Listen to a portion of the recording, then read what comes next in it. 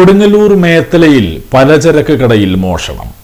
മേത്തല വയലമ്പ പലചരക്ക് കടയിലാണ് മോഷണം നടന്നത്. മുൻ നഗരസഭാ കൗൺസിലർ സന്ധ്യ അനൂപിന്റെ ഉടമസ്ഥതയിലുള്ള കടയിലാണ് മോഷണം. കടയുടെ മുൻവശത്തെ ഇരുമ്പ് ഗ്രില്ലിലെ നെറ്റ് അടർത്തി മാറ്റിയാണ് മോഷ്ടാവ് അകത്ത് കടന്നത്.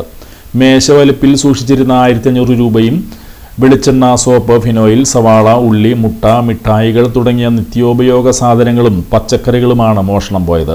രാവിലെ 8 മണിയോടെ കട തുറക്കാനെത്തിയപ്പോഴാണ് പൂട്ട് തകർത്ത നിലയിലും ഗ്രിൽ പൊളിച്ച നിലയിലും കണ്ടെത്തിയത്. കൊടുങ്ങല്ലൂർ പോലീസ് അന്വേഷണം ആരംഭിച്ചിട്ടുണ്ട്. കട തുറക്കാൻ വേണ്ടി വന്നപ്പോഴാണ് കടയിൽ കള്ളം കയറിയെന്ന് മനസ്സിലായത്. കുറേ ബിസ്ക്കറ്റ്, മിഠായി, മുട്ട, ഉരുളക്കിഴങ്ങ്, സവാള അങ്ങനെ ഐറ്റംസുകൾ, പിന്നെ ഒരു 1500 രൂപയോളം ഉണ്ടായിരുന്ന ചില്ലറയൊക്കെ. എല്ലാ സാധനങ്ങളും എല്ലാത്തിൽ നിന്നും എടുത്തിട്ടുണ്ട്.